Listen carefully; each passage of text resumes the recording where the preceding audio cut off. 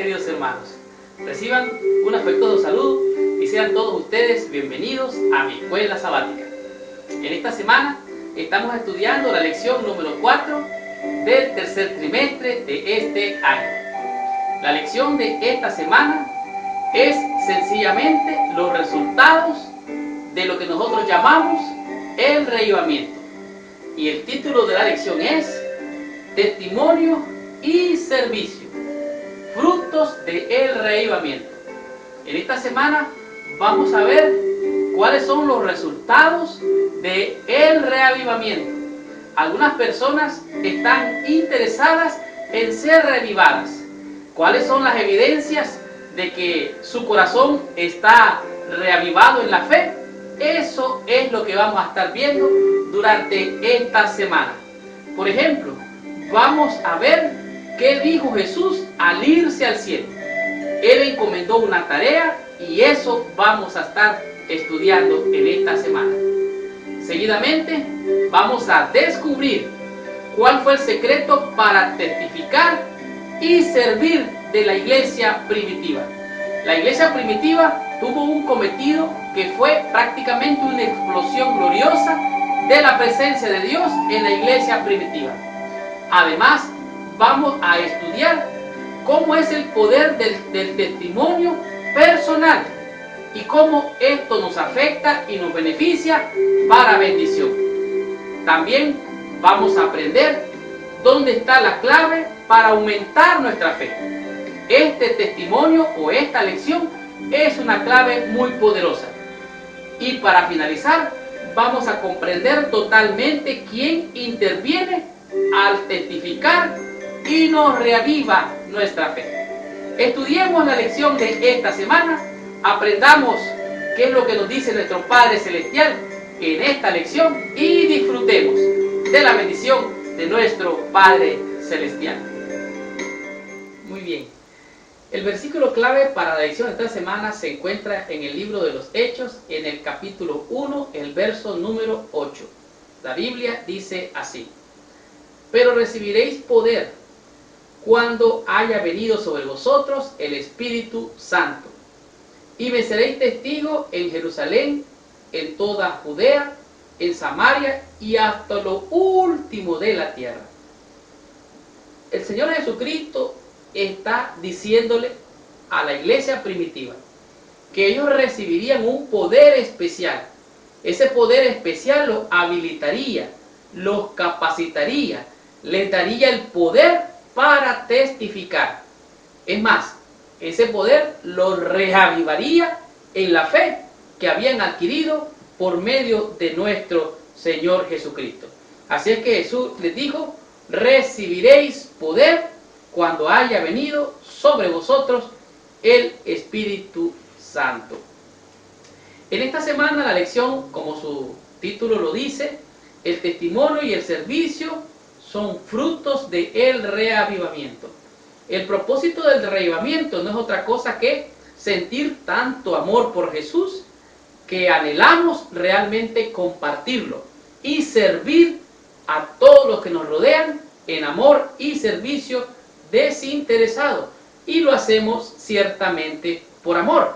¿Por qué? Porque quedamos tan felices por lo que es el amor de Dios, que sentimos que hemos sido cambiados por la gracia de Dios, y esa experiencia nos hace sentir el deseo de compartir y de hablar de lo que Jesús ha hecho en nuestra vida.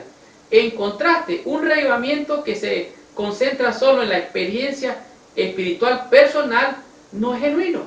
Hay mucha gente que se emociona, como leímos o estudiamos la semana pasada, y creen que eso es reavivamiento. No, eso no es reavivamiento. Eso es un error. Sigo leyendo. Si el énfasis de reavivamiento cambia solamente la conducta externa en vez de los corazones, algo anda mal. Así que cuando el reavivamiento viene a nuestro corazón, nos disponemos a servir, a compartir y a bendecir a otros la bendición que Dios nos ha dado a través de su Santo Espíritu. Cuando nuestros corazones han sido renovados por la gracia de Dios, anhelamos bendecir y servir a los necesitados que están a nuestro alrededor. Todo avivamiento genuino enfatiza la misión y el servicio. Recuerda que usted y yo somos real sacerdocio. ¿Para qué? Para pregonar, para proclamar las virtudes de aquel que nos llamó de las tinieblas a su luz admirable.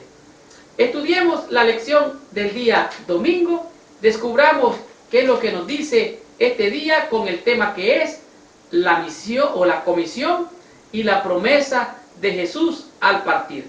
¿Qué fue lo que dijo Jesús al irse al cielo? Eso vamos a estar estudiando. La lección de este día es sencillamente la lección base de la lección de toda esta semana. Tanto así que su título es la comisión y la promesa de Jesús al partir. Cuando Jesús se fue a los cielos, habló con sus discípulos y les dio o les encomendó la misión, dándole la promesa del Espíritu Santo. Dice así la lección: Cristo no estableció a la iglesia para que sencillamente se cuidara a sí misma. El propósito por el cual Él estableció es para compartir la luz de su amor y el mensaje de salvación a todo el mundo. Tanto así que el libro de Mateo, capítulo 28, versículos 19 y 20 dice: por tanto, id y haced discípulos, bautizándolos en el nombre del Padre, del Hijo y del Espíritu Santo, y enseñándoles que guarden todas estas cosas, y aquí yo estoy con vosotros todos los días hasta el fin del mundo. En Marcos capítulo 16, versículo 15 dice: id y predicar el Evangelio por todo el mundo. Es la misma gran comisión. Y así, en el libro de Lucas capítulo 24, en los versos 48 al 50, dice lo siguiente: y vosotros sois testigos de estas cosas, hablando Jesús.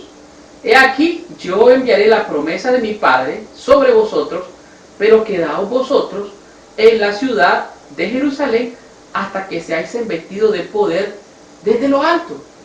Quedaos allí, no se mueva. Oh, quedaos ¿dónde? En la ciudad.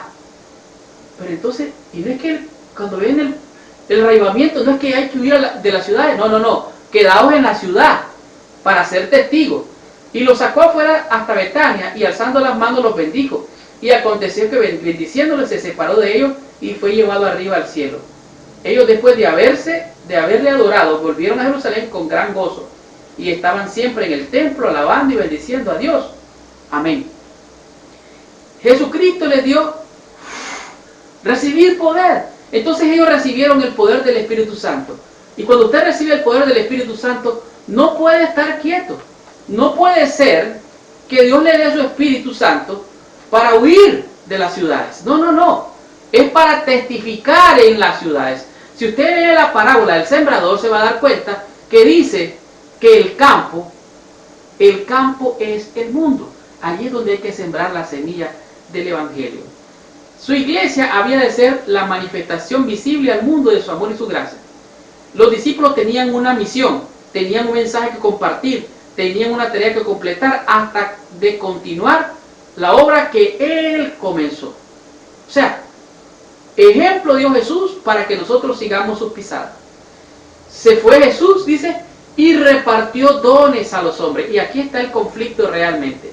El conflicto es que Jesucristo o Dios mismo repartió dones a los hombres. Y dentro de nuestra iglesia hay personas que no saben el don que tienen, no saben la bendición que Dios les ha dado. Dice que Él ha instituido a unos pastores, a otros evangelistas, a otros maestros, a otros que hacen milagros, a otros que sirven, a otros que ministran. ¿Cuál es el don que a usted le dio el Señor?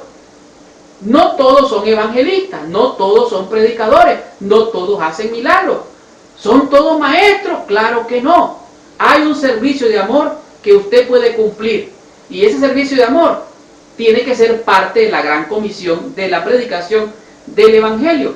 La iglesia es el medio señalado por Dios para la salvación de los hombres. Fue organizada para servir y su misión es la de anunciar el Evangelio al mundo. Desde el principio del plan de Dios que su iglesia reflejase al mundo su plenitud y su suficiencia. Los miembros de la iglesia, los que han sido llamados de las tinieblas a su luz admirable, han de revelar su gloria. Hemos sido llamados de las tinieblas a la luz admirable. ¿Para qué? Para anunciar las virtudes de aquel que nos llamó de las tinieblas a su luz admirable. Así es que el propósito de la iglesia es salvar, el propósito de la iglesia es servir, el propósito de la iglesia es traer a todos los descarriados de este mundo para que sean salvos. Tú y yo somos faros para alumbrar las tinieblas de este mundo. Tú y yo somos el puente que de alguna manera hacemos con la ayuda de Dios, con la ayuda del Espíritu Santo, que las personas que están del otro lado del mar crucen el puente para alcanzar la salvación.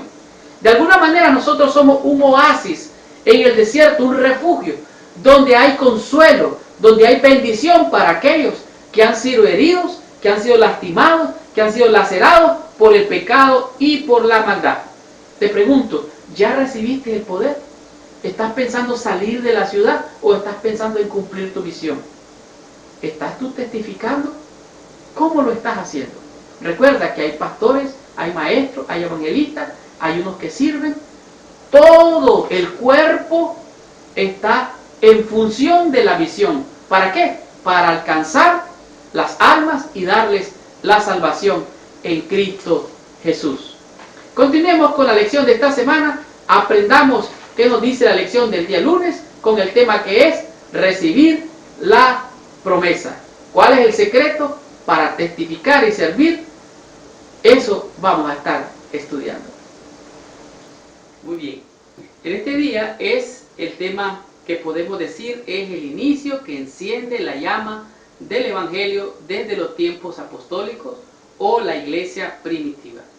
Realmente recibir la promesa fue el punto de partida para que el Evangelio fuera esparcido por todo el mundo.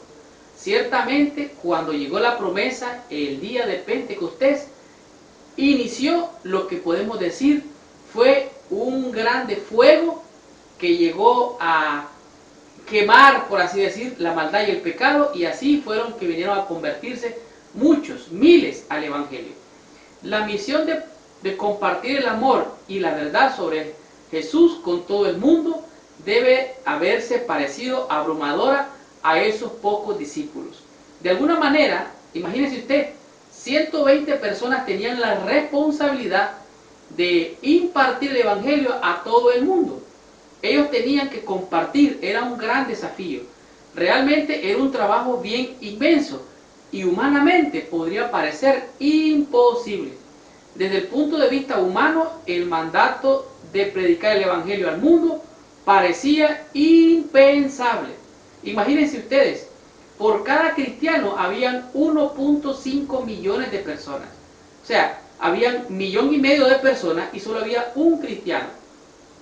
Esto significaría que en realidad la proporción era desmedida. El libro de los Hechos presenta claramente qué fue lo que ocasionó el encender la llama del Evangelio. Cómo al recibir la promesa se inundó con el Evangelio en los tiempos apostólicos. Dice que ellos hablaban en lenguas y la gente que oía hablar a los predicadores le oían en su propia lengua. En otras palabras, el Espíritu Santo se derramó tanto en los predicadores que estaban hablando de parte de Dios como los que oían a los predicadores que hablaban de parte de Dios. Sin embargo, algunos también, había algunos burladores, decían, miren, estos están borrachos. Y dijo Pedro Real, no, dijo, esas apenas son las 9 de la mañana, dice. Pero esta gente no está borracho, no están llenos de mosto como ustedes dicen. Entonces Pedro empieza a predicar y a presentar que era la promesa del Espíritu Santo en los últimos días. Esto es lo que nosotros conocemos como la lluvia temprana.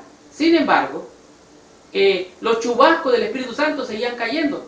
En el Pentecostés, en el aposento alto, hubo una unción, pero ahora había una unción donde estaban mucha gente de diferentes naciones. Ellos hablaban diferentes idiomas y los que estaban hablando del Señor hablaban y la gente le oía en su propio idioma. Dice que el apóstol Pedro dijo, este es lo que iba a acontecer en los últimos tiempos, que el Señor derramaría su espíritu sobre toda carne. ¿Sabe qué? Miles se convirtieron, solo por el sermón de Pedro, cuando los llevó a la convicción de que el Señor Jesucristo, a quien habían matado, era el Mesías, era el enviado de Dios. Ellos dijeron, señores, ¿qué haremos? Hemos matado al Mesías. Entonces el apóstol Pedro dice, arrepentíos, convertíos y bautícese cada uno de vosotros en el nombre del Señor Jesucristo y recibiréis la promesa del Espíritu Santo. Muchos allí, en ese lugar, fueron convertidos. Pero llama la atención el caso de Plinio, el joven gobernador romano de Bitinia. Él dice: muchos de toda edad, de toda clase social, aún de ambos sexos, son traídos al juicio. Oiga bien, no solo han invadido las ciudades, sino también las aldeas y aún las áreas rurales, con la infección de esta superstición. O sea, el evangelio se esparció de tal manera que llegó a toda nación, a todo pueblo, a toda ciudad. Y este gobernador dijo: wow, esta gente ha invadido de todo tipo de personas, de las clases pobres, medianas y de la gente rica. Pero algo interesante pasó. La persecución comenzó. ¿Qué pasó? La persecución comenzó. ¿Qué estoy diciendo? Cuando se reaviva la piedad primitiva, hay persecución. Pero si me voy de la ciudad, ¿quién me va a perseguir? El impío huye sin que nadie lo persiga, dice la Biblia. Revive la piedad primitiva. Habla del poder y la potencia del Espíritu de Dios en tu vida. Proclama el nombre de Jesús. ¿Y sabes qué va a pasar? Vas a encontrar resistencia. Esa es una ley que debe de acontecer. Un cristiano, un abogado cristiano, allá por alrededor de los años 200 después de Cristo, dijo que él se jactaba de que casi todos los ciudadanos de todas las ciudades son cristianos. O sea, llegó a crecer tanta la población cristiana que fue imposible no notarlo. Cuanto más cerca sigamos a Jesús, más nos interesaremos en lo que Él se interesa. Si tenemos poco interés en compartir su amor con otros, puede ser porque estamos siguiéndolo a Él a distancia. Y necesitamos un reavivamiento personal. Así es que para recibir la promesa, vas a recibirla. Pero ¿sabes qué? El libro de los Hechos dice que el Señor va a derramar su Espíritu sobre los siervos y sobre las siervas. ¿Cómo? Sobre los siervos y sobre las siervas. Él va a derramar su Espíritu sobre aquellos que estén dispuestos a hacer su obra y que se dejen usar por Él. Así es que la promesa está allí. ¿Vas a echar mano de ella? Yo te invito a que te pongas de parte de la justicia y permitas que el Señor haga la obra que quiere hacer en ti y también en mí. Comprendamos qué es lo que nos quiere decir la lección del día martes con el tema que es el poder del testimonio personal. Y aprendamos cuál es la bendición de la lección de este día. Bien. En este día es un día realmente poderoso, porque no hay nada más poderoso en el Evangelio que una vida bien vivida y un testimonio personal de lo que Dios ha hecho en nuestras vidas. De hecho, la lección de este día dice que los ritos, el formalismo y las doctrinas realmente no impactan la vida de nadie. Realmente lo que son los ritos, las ceremonias, eso es algo exterior. Y lo que es el formalismo, el estilo de adoración y todo eso, eso a algunas personas les llama la atención y aún a otros la doctrina. Pero eso realmente no transforma la vida de nadie. El único que transforma la vida es Jesucristo. Los discípulos no estaban actuando como en un teatro, hablando de cuando ellos tuvieron aquella gran conversión de 3,000 personas. Ni hacían solo los ademanes, no tenían una forma de espiritualidad artificial. Ellos habían tenido un encuentro con Cristo. El Cristo viviente los había transformado y no podían quedar callados por más tiempo. O sea, lo que hemos visto, lo que hemos oído, lo que han palpado nuestras manos, tocante al verbo, es lo que anunciamos. Y aquí en este día se habla realmente del testimonio de Pablo. Como Pablo era un perseguidor, mejor dicho, Saulo de Tarso, era un perseguidor que asolaba a la iglesia, la perseguía. Y en un determinado momento que se encontró con el Señor, Dios lo derribó y allí tuvo una conversión personal. Vio una luz, sus ojos fueron cegados y así después alguien oró por él y sus ojos fueron abiertos y entendió lo que él no entendía por medio de la doctrina, el formalismo y los ritos. Los ritos, las doctrinas y el formalismo no ayudan a nadie. Eso es importante, pero no es lo que da la conversión.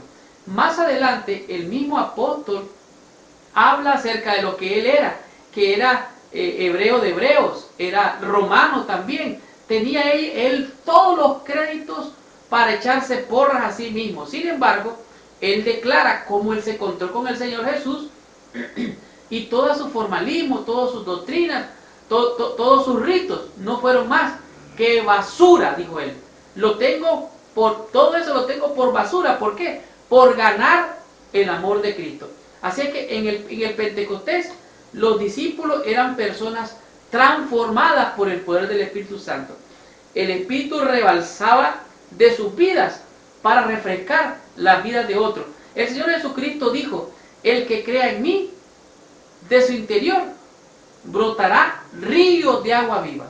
En otras palabras, creer en Cristo no es algo nominal, no es algo racional. Leo literalmente. La raíz de la palabra creer es pistis. Significa mucho más que una creencia superficial o un mero asentimiento intelectual. Es una creencia sólida como una roca. Es una fe dinámica en Cristo que transforma la vida. Así que el testimonio personal, una vida bien vivida, es más elocuente que cualquier sermón, que los ritos, el formalismo y las doctrinas. Sigo leyendo. Somos testigos de Dios mientras revelamos en nosotros mismos la obra de un poder divino.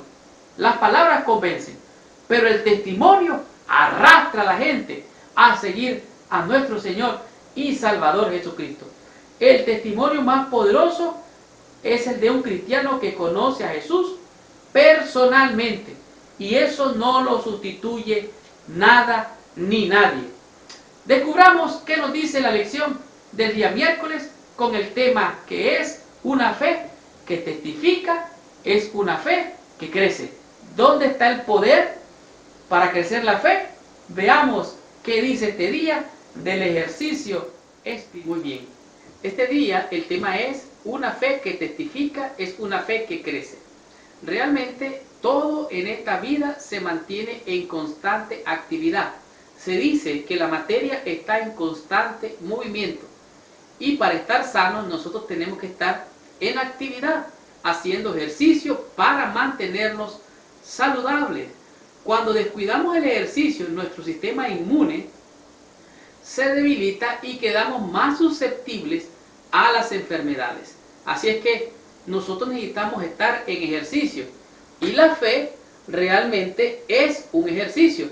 Entre más usted ejercita la fe, más fuerza, más poder puede tener. Realmente nuestros músculos espirituales se atrofian cuando nosotros no estamos haciendo ninguna actividad que tenga que ver con nuestra vida de fe.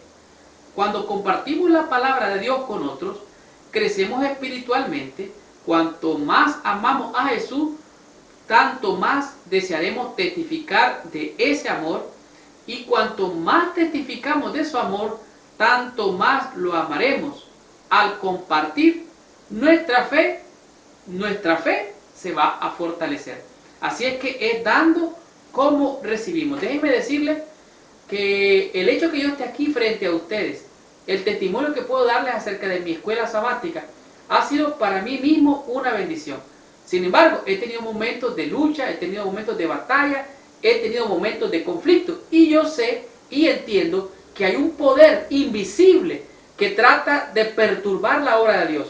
Sin embargo, sigo creciendo en fe para honra y gloria de Dios, bendición de tu vida y bendición de mi vida.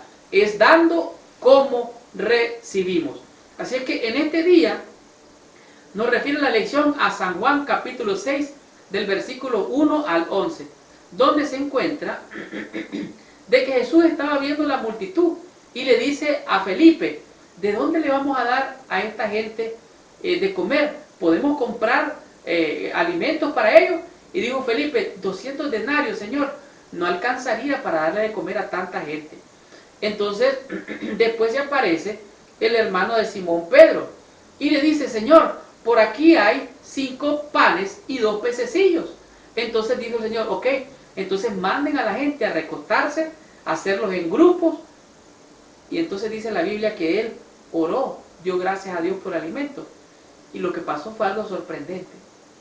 Aquellos 5 panes y aquellos 2 pececillos, se convirtió en una cantidad de alimento que el Señor Jesús lo agarró, se lo dio a sus discípulos y les dijo a sus discípulos: dadle vosotros de comer.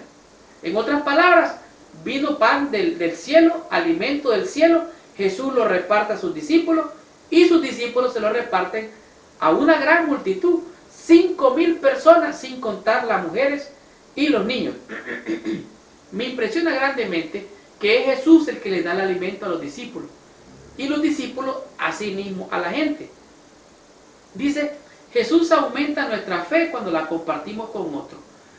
Aún si nuestra fe es bastante pequeña, al compartir a Jesús con las personas espiritualmente hambrientas que nos rodean, se multiplica en nuestras manos y terminamos con más fe que cuando comenzamos. Después que le repartieron a la multitud, dijo Jesús: recojan todo lo que sobró. Y me impresiona grandemente porque dice que recogieron, dice, y llenaron 12 cestas, o sea, 12 canastas llenas de alimento. Se hizo más, sobró 12 cestas, 12 canastas llenas. La testificación es la suave brisa que aviva la chispa del reavivamiento hasta que sean llamas pentecostales. Es dando, es como recibimos. La fe que testifica tiene que crecer porque es dando como recibimos. Continuemos con la bendición de esta semana. Veamos qué nos dice la lección del día jueves con el tema que es reavivamiento, testificación e intervención divina.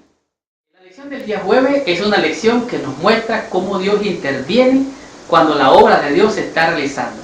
Realmente Dios envía a sus ángeles no solamente a protegernos, sino a ayudarnos a hacer la obra. Recuerde que un ángel es un mensajero. Así es que en este día vamos a ver lo que es la intervención divina en medio de la testificación. Esto es a saber, dentro del reavivamiento.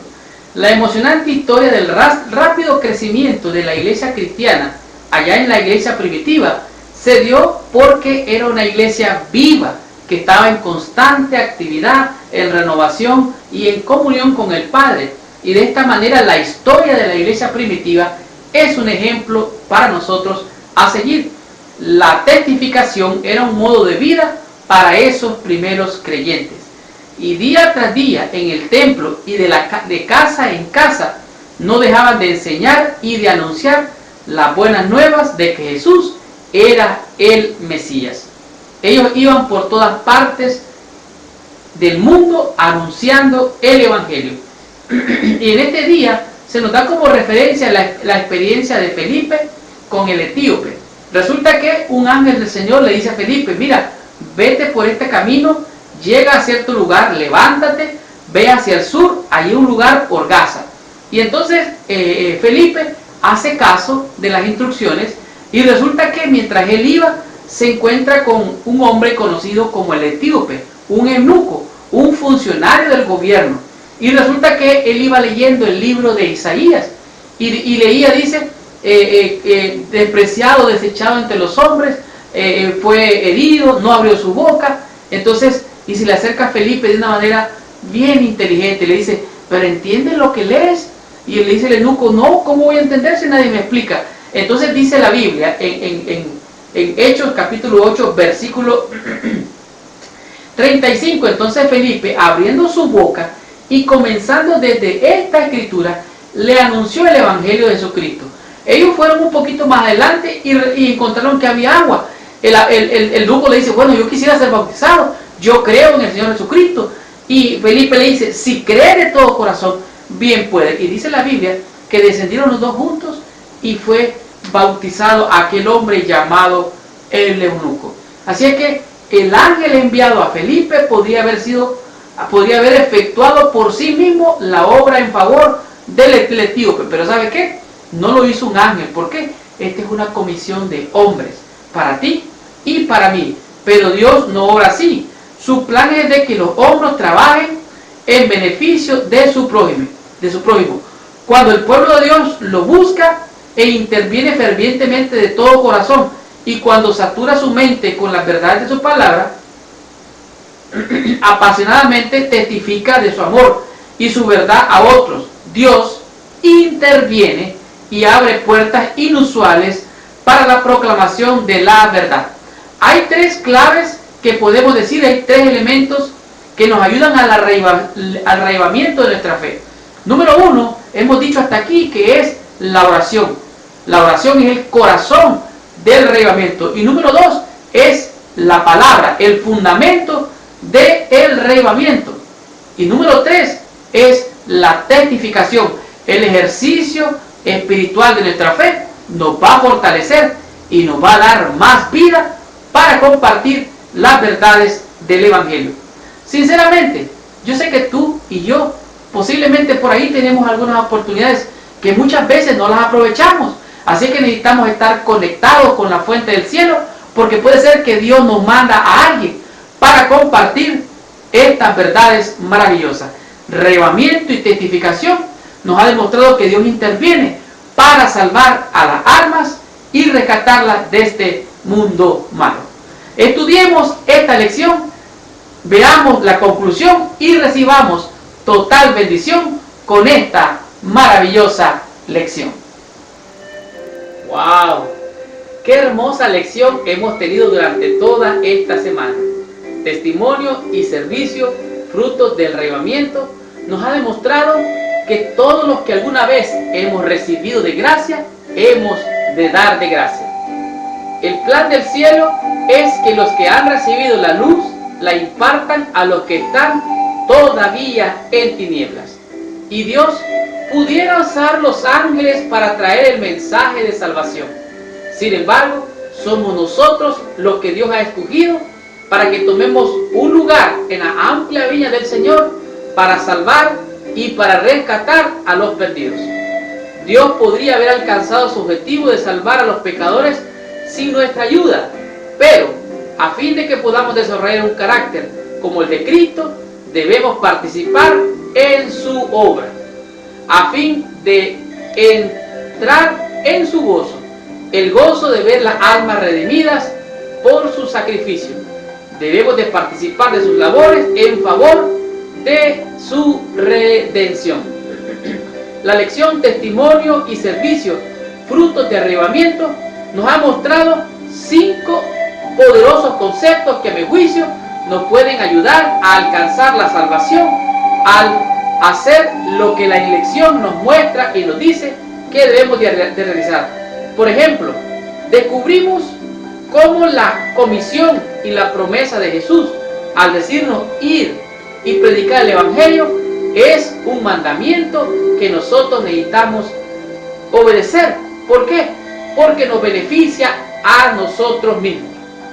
También aprendimos que recibir la promesa del Espíritu de Dios nos capacita, nos habilita para tener no solamente victorias, sino vencer todo desafío que se encuentre en el camino. En los tiempos apostólicos, la iglesia parecía que era una iglesia que estaba naciente. Había 1.500.000 personas por cada creyente. Sin embargo, el poder del Espíritu Santo cayó de tal manera que en un sermón se convirtieron 3.000. Y esto es cosa notoria, porque la capacitación del poder del Espíritu Santo nos habilita para tener poder para vencer. ¿Qué diremos de lo que descubrimos en el tema número 3? El poder del testimonio personal. El apóstol Pablo había sido un perseguidor de los cristianos. Él había aprendido las formas, la religión, la doctrina, los ritos, las ceremonias, pero se dio cuenta que nada de eso le daba la salvación. Se encontró con Cristo y después de ser el Saulo, el perseguidor, se convirtió en el apóstol de los gentiles, el fuerte pregonador de justicia, conocido como el apóstol Pablo. Y él dijo: todos esos ritos, toda esa ceremonia, toda esa doctrina, la tengo por pérdida, la tengo por basura, por ganar a aquel que es su Salvador, este a saber, el Señor Jesucristo. ¿Qué diremos de una fe que testifica, una fe que crece?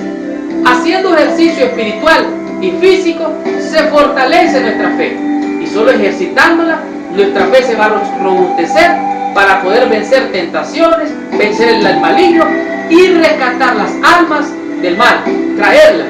Dijimos que nosotros somos como un faro que alumbra en la oscuridad. Somos como un puente que conecta el territorio de salvación con el territorio de los pecadores que han sido traídos para salvación. ¿Y qué diremos del tema número 5? Reavivamiento, testificación e intervención de Dios. Dios interviene por medio de ángeles para que nosotros logremos alcanzar las almas que perecen.